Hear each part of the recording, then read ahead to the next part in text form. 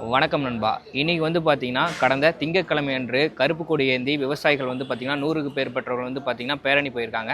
50க்கும் மேற்பட்டவங்க மீது பார்த்தீங்கன்னா அந்தியூர்ல வழக்கு பதிவு செஞ்சிருக்காங்க. பேரவை இளைஞரணி தலைவராக இருக்கிற ரவிக்குமார் அவர்கள் மீது வழக்கு பதிவு செஞ்சிருக்காங்க. இதெல்லாம் கைது செய்ய கோரி பார்த்தீங்கன்னா விவசாயிகள் நிறைய பேர் இப்போ அந்தியூர் காவல் நிலையத்தை முற்றுகையிட்டு இருக்காங்க. முந்தா நாள் காலையில் இந்த நிபந்தனை பட்டா தொடர்பாக இங்கே இருக்கிற விவசாயிகள் கலந்து பேசுகிறதுக்காக ஒரு கோயிலில் கூடியிருந்தாங்க.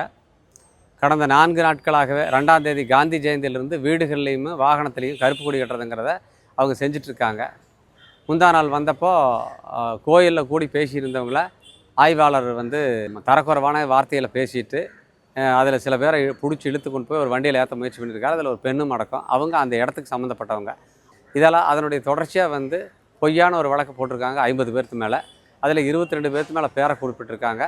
அந்த 22 பேரும் நேராக சரி நீங்கள் எங்கள் மேலே வழக்கு தொடுத்துருக்கீங்கல்ல, அப்போ எங்களை கைது பண்ணி கொண்டு போய் நீங்கள் நீதிமன்றத்தில் ஒப்படைங்கன்னு சொன்னப்போ இப்போ காவல்துறை மறுத்துட்டாங்க.